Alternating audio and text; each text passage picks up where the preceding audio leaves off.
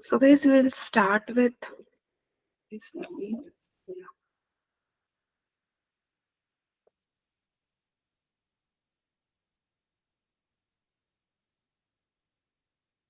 6 schools are there, I think. Yeah. So we'll continue with the questions from continuity and differentiability. Those are JEE Mains previous year questions. Once we complete this, we will go to the next chapter. I hope you can see my screen and everything is okay. You can hear my voice also. So let's go. अब मैं यहाँ पे आपको कुछ questions हमने कल करे थे, so will mark them first कि हमने कल कौन से क्वेश्चन किए थे. कुछ डाउट है उन क्वेश्चंस में तो आप पूछ सकते हो. So this question we have done earlier, कल किया था हमने इसको. फिर ये क्वेश्चन हमने किया था, क्वेश्चन नंबर 2 किया था हमने. फिर I have also explain question number 3 आपको कैसे करना है. आई होप आपने क्वेश्चन नंबर 3 घर पे करा होगा. Then we are left with question number. अब यहाँ पे 8 से 9 क्वेश्चन है. अब इन सारे क्वेश्चंस को प्रैक्टिस करना है. मतलब मैं सारे क्वेश्चंस यहाँ पे करूंगी तो नहीं हो पाएगा. तो मैं क्या करूंगी, आपको इसके सॉल्यूशंस एक्सप्लेन करूंगी और मैं आपको ये बताऊंगी कि ये कैसे, मतलब क्या हम सोच रहे हैं इसमें.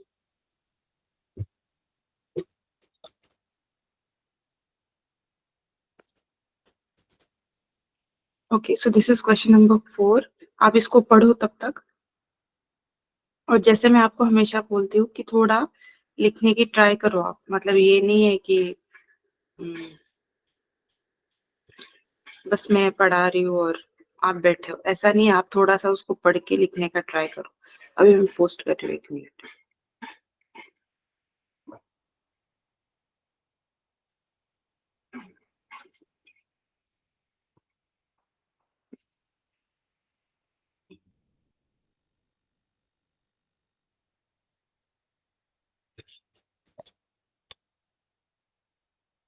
ये क्वेश्चन था.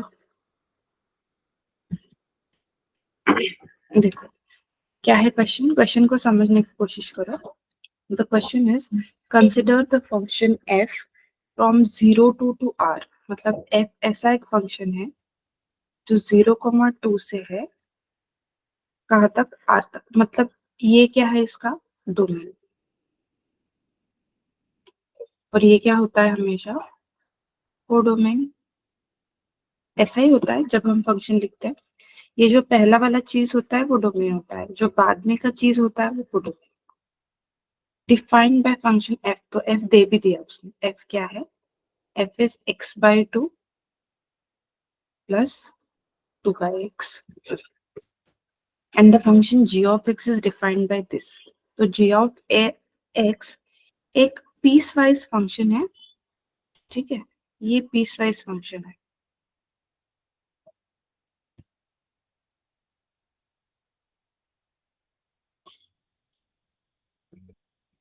ठीक है, ये पीस वाइज फंक्शन है. तो g of x क्या है, minimum of f of t when t is between 0 and x and when x is between 0 and 1. Okay, and 3/2 plus x when x is between 1. तो हमको अब इसके बारे में टेंशन मत लो, अभी मैं बता रही हूँ ये क्या है. ठीक है, the options are g is continuous but not differentiable at x is equal to 1. मतलब कंटिन्यूटी और डिफरेंशिएबिलिटी को लेके ही पूछ रहा है. बट वो किसकी डिफरेंशिएबिलिटी को पूछ रहा है, कंटिन्यूटी और डिफरेंशिएबिलिटी जी की. और फिर एफ का क्या रोल है, तो बिल्कुल रोल है, क्योंकि जी क्या है, एफ ऑफ एक्स में डिफाइंड है, एफ ऑफ टी या एफ ऑफ एक्स में डिफाइंड है. तो इसका एम्बेडेड रोल आ ही गया. आप जी तब तक नहीं जान सकते हो जब तक आप एफ ऑफ एक्स को नहीं जानोगे. तो इसीलिए वो तो बाहर वाले फंक्शन पे क्वेश्चन डाल रहा है. G is continuous and not differentiable. G is not continuous. G is neither continuous nor differentiable. G is continuous and differentiable. तो ये सब तब क्लियर होगा जब ये फंक्शन हमको क्लियर हो जाएगा. ये जब क्लियर हो जाएगा तो हम फिर अपना जितना भी नॉलेज है कंटिन्यूटी डिफरेंशिएबिलिटी का लगा सकते हैं. बट इसको निकालने में कंटिन्यूटी डिफरेंशिएबिलिटी का कोई नॉलेज नहीं, ये मुझे अभी लिखना पड़ेगा. अभी ये जो फंक्शन है ना, x/2 प्लस 2x/2, इसमें थोड़ा वास्ट नॉलेज चाहिए. अब मैं क्या बता रही हूँ वो सुनो. यहाँ पे देखो, इसको देखो अभी, इस फंक्शन को देखो, एफ ऑफ एक्स क्या लिखा है, x/2 प्लस 2x/2। अब इसको मुझे प्लॉट करना है गाइस, इसको प्लॉट करना है मुझे। तो f can be return as something like x² plus 2/2x। क्या हुआ भाई?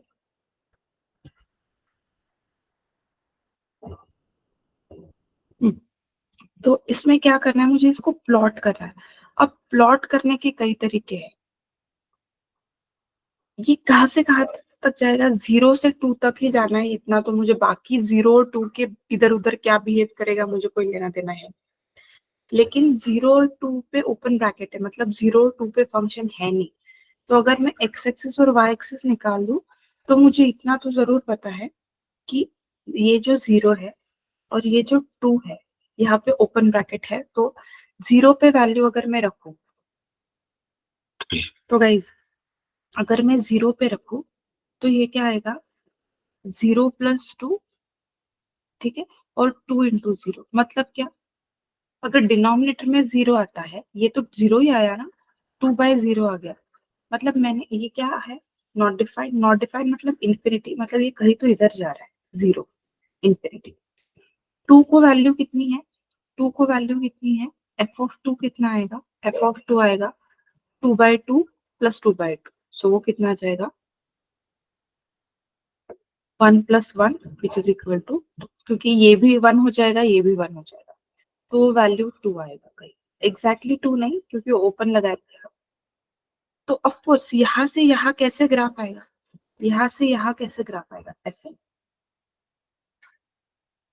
तो ये ग्राफ हुआ, यहाँ पे ओपन है, मतलब ये इंफिनिटी को जा रहा है, और यहाँ पे ओपन।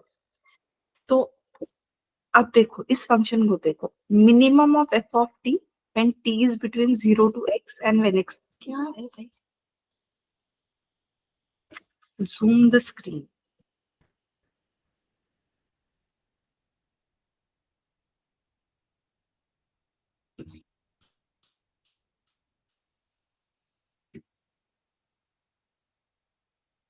ठीक है,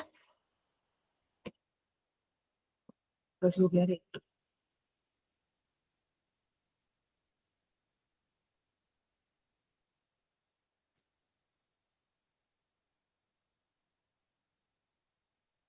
ठीक है, तो ये क्या है, g of x is continuous for, अब ऑप्शंस देखते हैं, क्योंकि अब नहीं, मुझे अब g ऑफ x तो लिखना ही है बाकी। तो यहाँ पे देखो f ऑफ x ये है, अब g ऑफ x देखो क्या है, g ऑफ x क्या है, ये हुआ किसका ग्राफ, ये हुआ किसका ग्राफ, ये हुआ f ऑफ x का ग्राफ, किसका, x/2 प्लस 2/x, कहाँ से कहाँ तक, 0 से लेके 2 टू रियल नंबर तक ये ग्राफ हुआ। ठीक, अब g ऑफ x क्या है, g ऑफ x की डेफिनेशन ये है, g ऑफ x क्या है, अगर x 0 से 1 के बीच में है, तो फंक्शन x/2 प्लस 2/x रहेगा, और 1 और 2 के बीच में है तो ये वाला।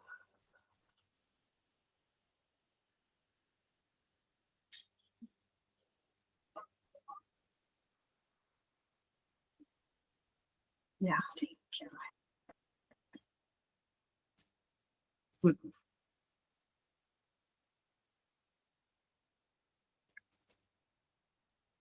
तो यहाँ पे देखो,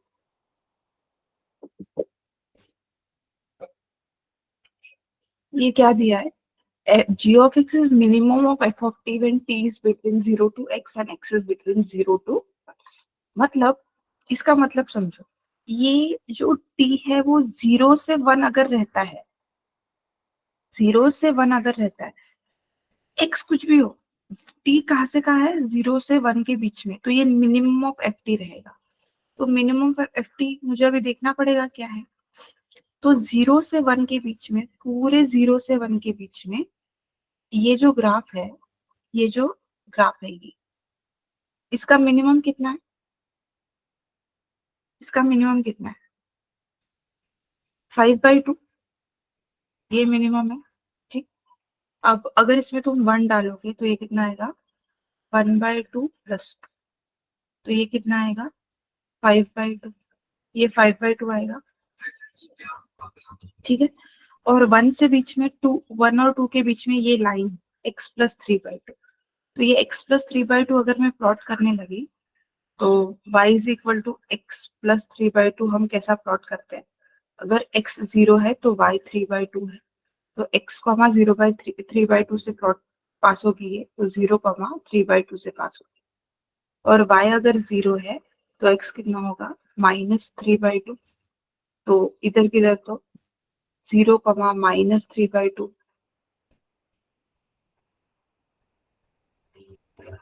y अगर 0 है तो x कितना होगा -3/2, तो यहाँ पे गई तो होगा वो पॉइंट यहाँ पे, तो ऐसी लाइन पास करेगी ये, ऐसी। तो मुझे तो इधर वाली लाइन चाहिए ही नहीं, मुझे कब चाहिए 1 के बाद, क्योंकि यहाँ पे क्या है वेर एक्स बिटवीन, तो बस इतनी उठाई मैंने, ये वाली लाइन इतनी उठाई 1 के बाद वाली, यही लाइन है वो, ये मत भूलो। बट ये किसके बाद है 1 के बाद, तो 1 के बाद ये लाइन उठाई, तो ये पूरा ग्राफ आ गया हमारा अभी। अब ये ग्राफ क्या है, ये है जी ऑफ एक्स। अब हम ऑप्शंस देखते हैं। ऑप्शंस क्या है, g of x is continuous but not differentiable at 1, तो 1 पे डिफरेंशिएबल नहीं है, कंटिन्यूअस है, तो मुझे ये ऑप्शन सही लग रहा है। और एक बात है, जी इज नॉट कंटिन्यूअस, तो ये तो गलत है। जी तो दिख रहा है कंटिन्यूअस है, ग्राफ मैंने देखा है। जी इज नीदर कंटिन्यूअस, तो कंटिन्यूअस तो है। जी इज कंटिन्यूअस एंड डिफरेंशिएबल। अब ये और ये ऑप्शन है ना, इसमें थोड़ा कंफ्यूजन है, क्योंकि कंटिन्यूअस तो है, तो सेकंड और थर्ड ऑप्शन तो गायब है। अब 1 पे देखो, 1 पे यहाँ पे क्या शार्प एज क्रिएट हो रहा है क्या, बिल्कुल, मतलब शार्प एज मतलब एक फ्लो में ग्राफ चले और एकदम से उठ जाए, तो वो है यहाँ पे। यहाँ पे स्मूथली आया और एकदम यहाँ से चला गया, मतलब आप अगर यहाँ पे left hand derivative right hand derivative देखोगे तो अलग अलग आ जाएंगे, इसीलिए ये नॉन डिफरेंशिएबल एट 1 है। अगर तुमको बहुत ही कंफ्यूजन है ना, तो तुम सीधा डिफरेंशिएट करके देखा करो, अगर ऐसे नहीं समझ में आता है तो डिफरेंशिएट कर लेने का। जैसे इसको अगर मैं डिफरेंशिएट करूँ तो क्या आएगा, 1/2 -2/x², इतना डिफरेंशिएशन तो आता ही होगा। At x is equal to 1, ये कितना आ जाएगा 1/2 -2, विच इज -3/2। और इसको अगर मैं डिफरेंशिएट करूँ तो at x is equal to 1, इसका डिफरेंशिएशन कितना आएगा 1, विच इज नॉट इक्वल। इसको 3/2 का डिफरेंशिएशन 0, x का डिफरेंशिएशन 1, तो ये हो गया राइट हैंड डेरिवेटिव और ये हो गया left hand derivative, which is not equal. Left hand derivative is not equal to right hand derivative at x is equal to 1, therefore it is not differentiable at x is equal to 1। तो ये option सही है, कौन सा option सही है, that g is continuous but not differentiable at x is equal to 1। समझ में आया ये सबको, बताओ मुझे। वो ऐसा क्वेश्चन देख के जो मिनिमम मैक्सिमम होता है वो इजी रहता है, ऐसे डरने का नहीं उस क्वेश्चन को देख के। MST Jalandhar says they have understood, MTS Sangrur says they have understood, बाकी के लोग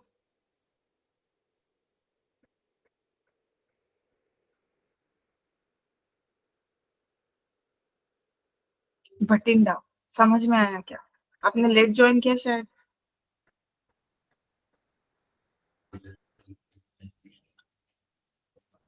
मोहाली वालों, समझ में आया, पटियाला, लुधियाना। कोई स्पेसिफिक पॉइंट अगर फिर से रिपीट करना है तो बोलो, स्पेसिफिक पॉइंट, तुम बोलते हो पूरा ही रिपीट करो, वो पॉसिबल नहीं होता है बेटा, इतना वो 10 मिनट्स का रिपीट नहीं कर सकते, लेकिन स्पेसिफिक पॉइंट अगर कुछ मिस हो गया है ऐसा तो बताओ, मैं रिपीट करूंगी।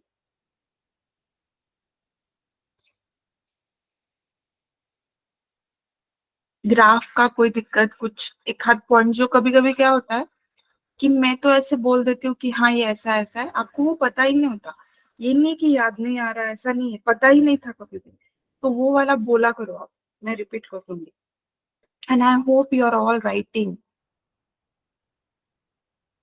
You're writing, making the notes of like whatever you feel is something new to you और क्वेश्चन को कैसे सॉल्व किया है.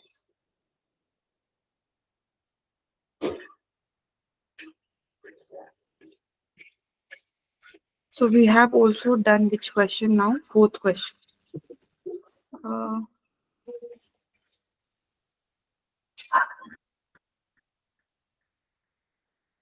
फिफ्थ को हम जरा पार्क करते हैं. Sixth will do. बाद में टाइम रहेगा तो करेंगे इसको. इसलिए नहीं कि ये काफी टफ कुछ नहीं है ये ना, थोड़ा सा आपको एक टॉपिक होता है जो मैं डिफरेंशिएशन इंटीग्रेशन सब में पढ़ाती हूँ, आइडेंटिफिकेशन ऑफ फंक्शन, वो पता होना चाहिए. इसलिए नहीं ले रही हूँ अभी, बाद में लेंगे. अब क्वेश्चन नंबर 6 देखते हैं. क्वेश्चन नंबर 6 तो आप भी कर सकते हो. बताओ क्या है, जरा सॉल्व करके बताना, आंसर टाइप करना. क्वेश्चन नंबर 6 को ट्राई करो, बिल्कुल इजी सा क्वेश्चन है.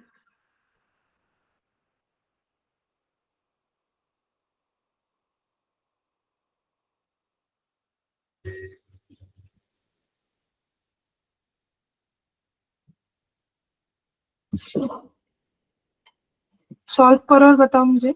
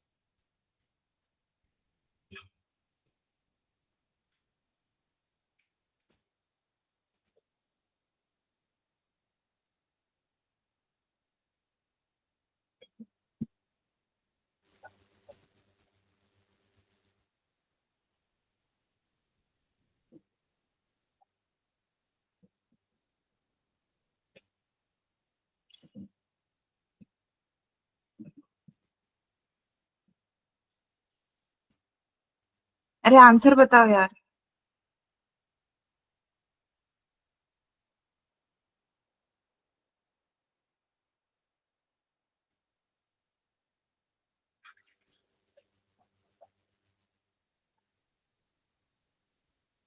देखो ये समझ में आ रहा है कि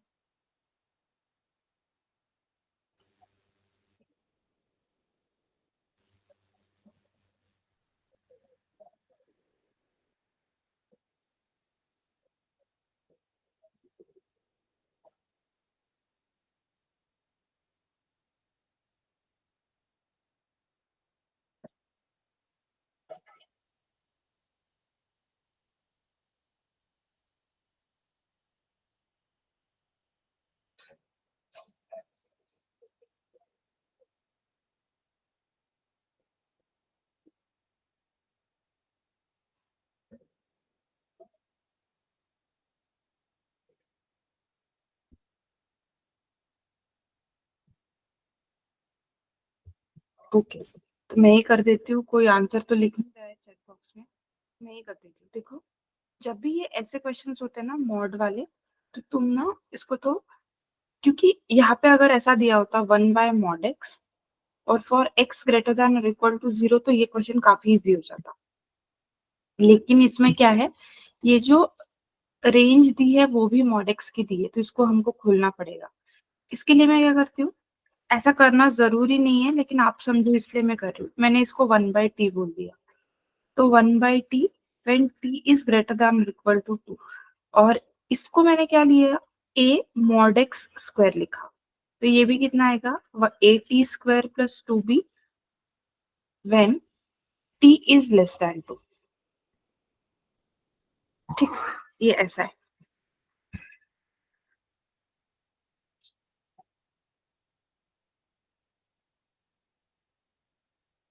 तो अब आप देखो कि t अगर 2 से बड़ा है तो ये, और 2 से छोटा है तो ये.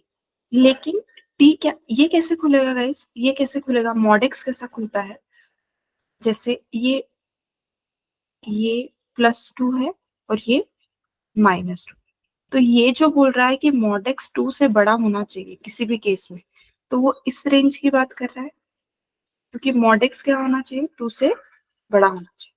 और ये बोल रहा है mod x should be less than 2, तो वो किस रेंज की बात कर रहा है, वो इस वाली रेंज की बात कर रहा है। मतलब क्या, अगर मैं फंक्शन लिखने की कोशिश करूं तो t लेस देन 2 में यहाँ पे ये फंक्शन आता है a x square plus 2b। यहाँ पे कौन सा फंक्शन आता है, a x square plus 2b वाला फंक्शन आता है, because what are they telling, mod x should be less than, और mod x should be greater than 2 पे यहाँ पे कौन सा फंक्शन आएगा, क्योंकि लेस ग्रेटर है तो 1/x और लेस है तो माइनस से खुलेगा। तो ये 3 ब्रांच्ड फंक्शंस हुए। अब मैं इसका डेफिनेशन फिर से लिखती हूँ। ये होगा -1/x when x is less than -2, ठीक है, a x square plus 2b when x is between less than -2, और तीसरी ब्रांच क्या होगी इसकी, 1/x when x is greater than। ऐसे 3 ब्रांचेस होंगे। अब उसने क्वेश्चन में क्या बोला है, is differentiable on r, then 48 a plus b। तो अगर सब जगह डिफरेंशिएबल है तो -2 पे और 2 पे भी डिफरेंशिएबल होगा, तो हम डिफरेंशिएबिलिटी एट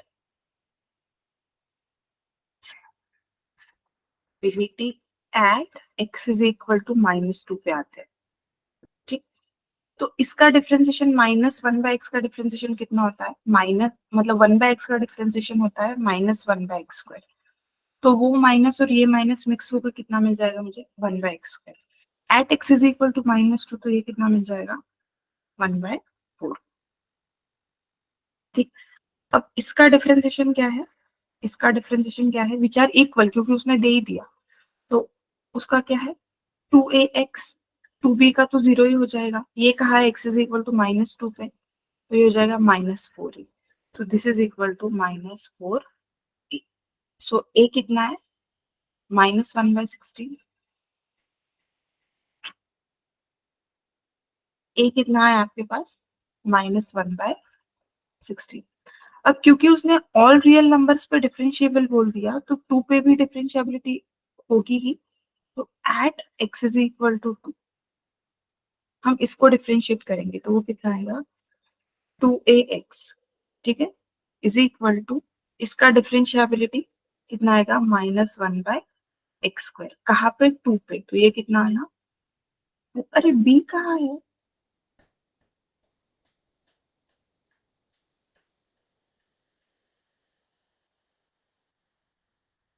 a का वैल्यू तो ऐसे ही मिलेगा हमको, b कैसे मिलेगा।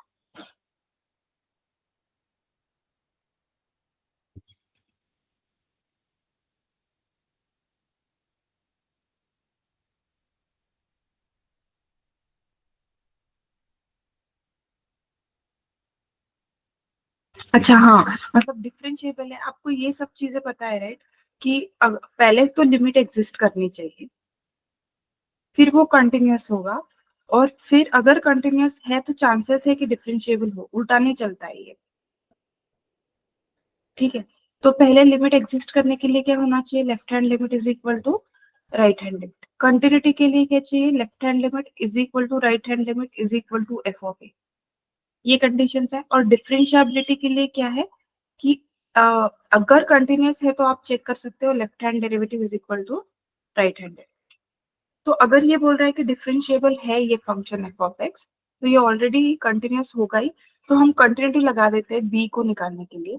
तो अगर -2 पे डिफरेंशिएबल था तो कंटिन्यूअस भी होगा ही, तो continuity at x is equal to -2।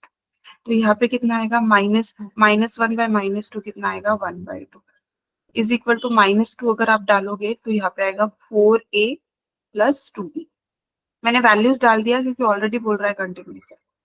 तो अब मैं वैल्यूज डाल रही हूँ, 1/2 is equal to 4 × a। 4a क्या है, -1/16 प्लस 2b। तो ये है 1/2 is equal to -1/4 plus 2b। तो 1/2 प्लस 1/4 इक्वल टू 2b।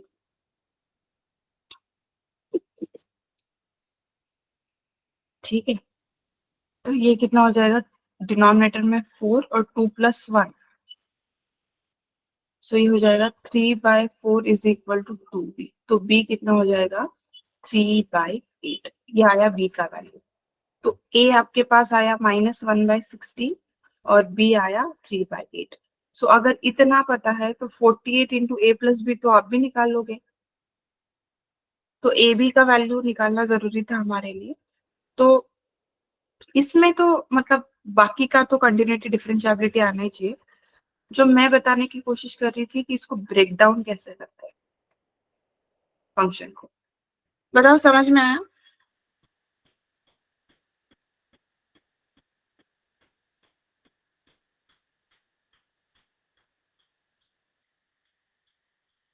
समझ में आया क्या?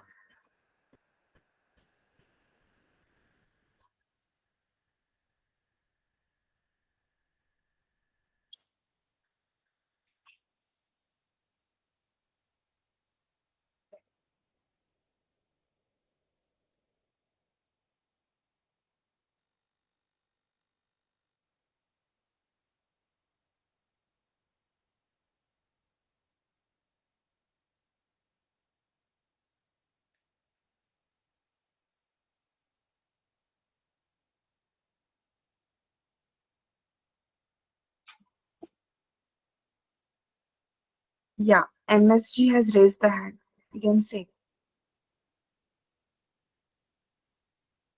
ठीक है, ये क्वेश्चन भी हो गया। ठीक,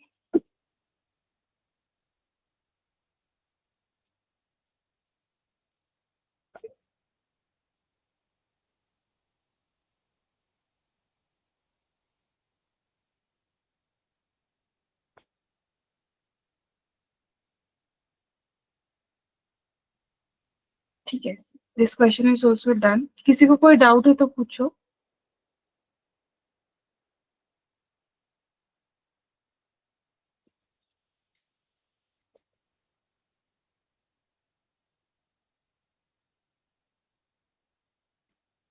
और क्वेश्चन नंबर 7 आप लोग ट्राई करो। करो, अभी इसको आंसर लिखो, मुझे टाइप करो। Again very simple. इंटीग्रेशन इतना आता है क्या? थोड़ा बहुत तो इंटीग्रेशन आता ही होगा यार। नहीं आता है तो छोड़ो, फिर बाद में करेंगे। Question number 8। क्वेश्चन नंबर 8 नहीं कर सकते अभी हम, क्वेश्चन नंबर 9 करते हैं। या क्वेश्चन नंबर 9 आप ट्राई करो, फिर मैं करती हूँ।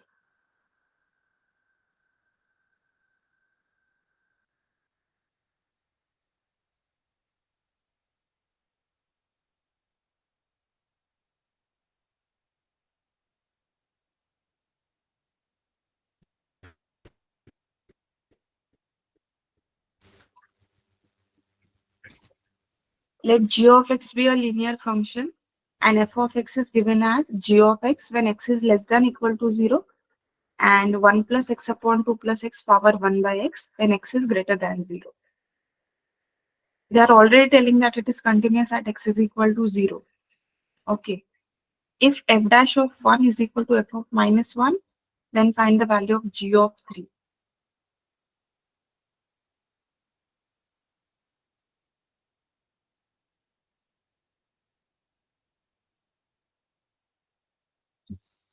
Okay.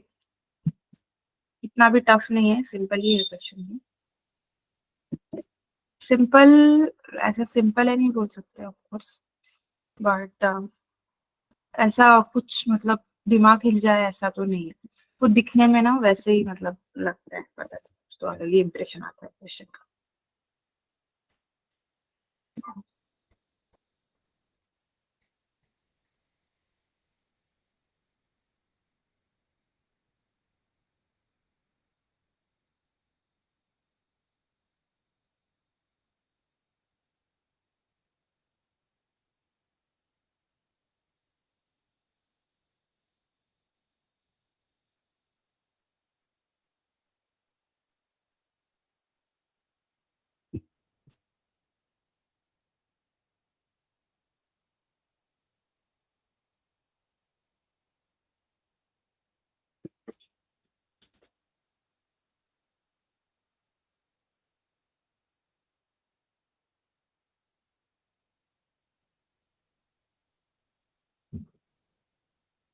देखो ये क्वेश्चन है, let g of x be a linear function. अब जी ऑफ एक्स उसने बोला है लीनियर है, लेकिन हमको क्या पता कौन सा है, हम ऐसा कोई भी लीनियर फंक्शन थोड़ी कंसिडर कर सकते हैं।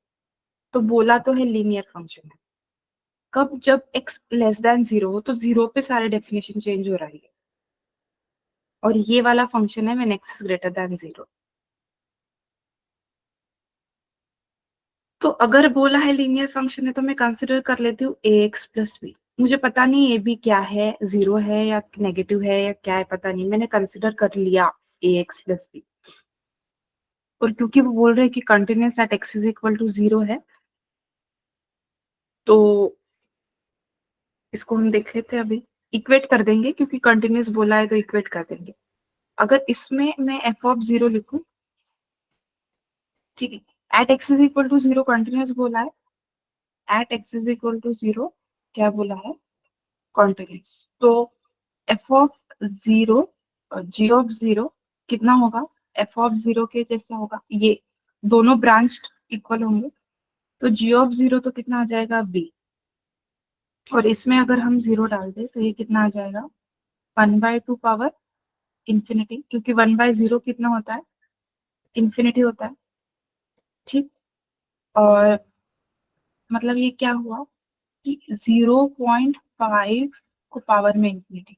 तो आप सोचो, अगर मैं 0.5 और इंटू 0.5 करूँ तो ये कितना आ जाएगा, 0.25 इंटू 0.5 करूँ, ये नंबर, ये तो 0.5 तो बड़ा था, 0.25 तो उससे छोटा हो गया।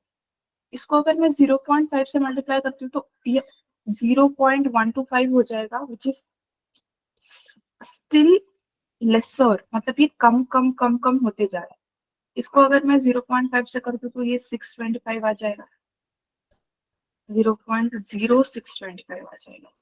तो मतलब ये कम होते जा रहा है, अभी बहुत कम होते जा रहा है। और इतना 2-4 बार मल्टीप्लाई किया तो इतना कम हो गया।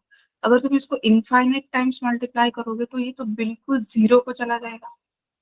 तो इसलिए बी की वैल्यू यहाँ पे क्या आती है, 0। तो तुमको ये पता चल गया कि ये जो लीनियर फंक्शन है, जिसको हमने क्या कंसिडर किया था, जिसको हमने ए एक्स प्लस बी कंसिडर किया था, इसमें बी तो क्या है, 0 है। तो जी ऑफ एक्स कैसा दिखेगा, जी ऑफ एक्स ए एक्स जैसा दिखेगा। मुझे ए की वैल्यू पता नहीं है, बट ऐसा ही दिखेगा, उसमें कोई कांस्टेंट नहीं रहेगा। क्यों? क्योंकि यही है रीजन। रीजन क्या है, ये रीजन। ठीक। अब ये इसका काम निकल लिया हमने इससे, जो हमको बोला था उसमें कि कंटिन्यूस है, उसका काम हो गया। अब डेरिवेटिव से क्या काम निकाल सकते थे, देखो, F dash of 1, f dash of 1। तो 1 की जब बात चलेगी तो फंक्शन तो यही यूज होगा, क्योंकि ये तो लेस देन 1 के लिए है। तो 1 की जब बात चलेगी, देखो, फंक्शन वो एफ ऑफ एक्स क्या है यार, F of x is 1 plus x upon 2 plus x के पावर में 1/x। अब एफ डैश ऑफ एक्स मतलब इसी को डिफरेंशिएट करना पड़ेगा। ठीक है। अब इसको डिफरेंशिएट करने के तरीके काफी है, अगर आपने डिफरेंशिएशन पढ़ा है, जो पढ़ा होगा, तो देखो इन्होंने क्या, एक बार इसको कैसे डिफरेंशिएट करना होता है मैं एक बार बता देती हूँ आपको। एक बार इसको a पावर x की तरह डिफरेंशिएट करो, और x पावर n के डिफरेंशिएट करो और ऐड करो। किस केस में? जिस केस में वेरिएबल को पावर वेरिएबल होता है, उस केस में ये शॉर्टकट है। एक बार इसको a पावर x की तरह डिफरेंशिएट करना, मतलब ऐसे ट्रीट करना कि कांस्टेंट की पावर में वेरिएबल है, और एक बार वेरिएबल की पावर में कांस्टेंट है, ऐड कर दो, आंसर आ जाएगा। इन्होंने वही किया है। फर्स्ट ये जो डिफरेंशिएशन है, ये डिफरेंशिएशन जो है वो a पावर x जैसा है, और ये जो डिफरेंशिएशन है, नहीं, ये डिफरेंशिएशन x पावर n जैसा है, और ये जो डिफरेंशिएशन है इनका, ये a पावर x जैसा है। तुमको चाहिए तो तुम लॉग लेके वगैरह भी कर सकते हो। कुछ बच्चे सोचेंगे ये क्या है, हम लॉग लेंगे, ये तो ले लो लॉग, यही आंसर आएगा। अब इस डिफरेंशिएशन में आपने x इज इक्वल टू क्या वैल्यू डाल दी, 1 वैल्यू डाल दी। ठीक है। तो 1 वैल्यू डाल दी तो आपको ये वैल्यू मिली, f dash of 1। F dash of 1 क्या मिला आपको, 1/9 माइनस 2/3 ln 2/3। ये वैल्यू मिला एफ डैश ऑफ 1 का। ठीक, अब उसने क्या बोला है, f dash of 1 is equal to f of -1, तो एफ ऑफ -1 में वैल्यू डाल दो। -1 के लिए कौन सा फंक्शन चूज होगा गाइस, ये वाला फंक्शन चूज होगा, क्योंकि -1 तो 0 से छोटा है, तो -1 डालोगे तो वो -a आ जाएगा। ठीक है, फंक्शन ही क्या था, फंक्शन था f of x is equal to a x when x is less than 0। अब x इज इक्वल टू -1 की बात चल रही है, तो इसमें अगर हम -1 डालेंगे तो ये क्या हो जाएगा, माइनस है, विच इज दिस। तो ये कितना है, -a। तो a कितना हो जाएगा भाई, इसकी तुम वैल्यू बदल दो बस, तो इसको अगर माइनस साइन से मल्टीप्लाई करो तो ये हो जाएगा 2/3 ln 2/3 -1/9 which is this value, a value. अब आपको क्या चाहिए, g(3). तो g(x) तो क्या था, g(x) क्या था, यहाँ पे देखो g(x) क्या था, यही है ax इज g(x). तो g(3) मतलब आप ये समझो g(x) क्या था, g(x) इज ax। a की आपको ये वैल्यू मिल गई which is what, 2/3 ln 2/3 -1/9, this is a value. x इसको किससे मल्टीप्लाई करेंगे, x, लेकिन अगर g(3) है तो इसको किससे मल्टीप्लाई करेंगे, 3 से, क्योंकि x की जगह मैंने 3 रख दिया। अब इस 3 को मैं अंदर लेके आती हूँ, तो ये क्या बनेगा, ये 3 और ये 3 कैंसिल हो जाएगा, तो ये बनेगा ln 2/3 माइनस ये 3 और 9 कैंसिल हो जाएगा, तो 1/3। तो ये आंसर आ गया, 2 ln 2/3 -1/3। अब with the help of logs आप क्या लिख सकते हो, इस 2 को इसकी पावर में लिख दो, तो ये कितना हो जाएगा, 4/9, क्योंकि ये स्क्वायर हमने जो क्या इसकी लॉग की मेथड से पावर में लिख दिया, -1/3। तो इसको मैं ऐसा लिख सकती हूँ, लॉग की टर्म्स में अगर हम लिखने की कोशिश करें तो किसी भी x को हम ऐसा लिख सकते हैं, e पावर ln x। तो इसको मैंने लिख दिया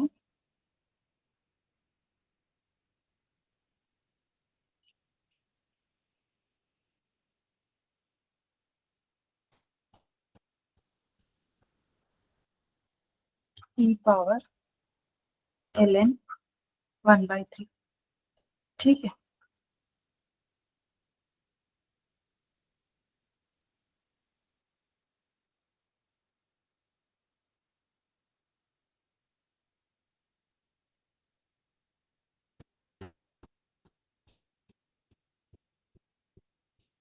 या फिर ना आप क्या करो, इस ऑप्शन को देखो, ऑप्शन को देखो, तो ऐसा लिख सकते हैं, इसको ऐसा लिख सकते हैं, ln 4/3 minus ln e power 1/3, क्योंकि घूम फिर के वो कैंसिल ही हो जाएगा लॉग और e। अब log a minus log b क्या होता है, ln a/b होता है, तो इसको लिख दो ln a which is 4/3 by b which is e power 1/3। तो ये आंसर है। ऑप्शन को देख के जो भी मैनिपुलेशन करना है, ऑप्शन को देख के करना चाहिए। इसको लिखने के तो हजारों लाखों तरीके हैं, बट ऑप्शंस की तरफ से देखना चाहिए, तो दिस इज द आंसर। ऐसा मत लिखो, क्या ये रॉन्ग है, नहीं, बट ऐसा ऑप्शन नहीं है, समझे आप लोग। आपको पहला थोड़ा बेसिक नॉलेज होना चाहिए, ओके, तब पीवाईक्यू समझ में आते हैं। अगर चैप्टर स्ट्रॉन्ग, मतलब चैप्टर में ही दिक्कत है, तो फिर वो पीवाईक्यूज में वैसा ही होता है, फिर वो सर के जेई मेंस के क्वेश्चन बाउंस करना शुरू कर देते हैं। तो आई होप कि आप, जब मैं आपको लिमिट और कंटिन्यूटी बेसिक्स पढ़ा रही थी तब आपने जाके टेक्स्ट बुक को पढ़ा है, टेक्स्ट बुक या जो भी आपका पास नोट्स वोट्स होंगे वो आप पढ़ो, तभी पीवाईक्यूज का कोई मतलब निकल के आता है। अगर चैप्टर स्ट्रॉन्ग नहीं है तो पीवाईक्यू डायरेक्टली करने से क्या होता है, वो साइकोलॉजिकल इफेक्ट हो जाता है कि बहुत लेंथी क्वेश्चन है, या फिर देखो अभी ये कंटिन्यूटी का चैप्टर था, लेकिन इसमें लॉग भी काफी यूज हो गया, तो मैथ्स में ऐसा ही होता है, वो इंटरफेरेंस होता है चैप्टर का, मैं आपको बार बार बोल रही हूँ, तो कोई चैप्टर छोड़ देंगे ऐसा नहीं चलेगा।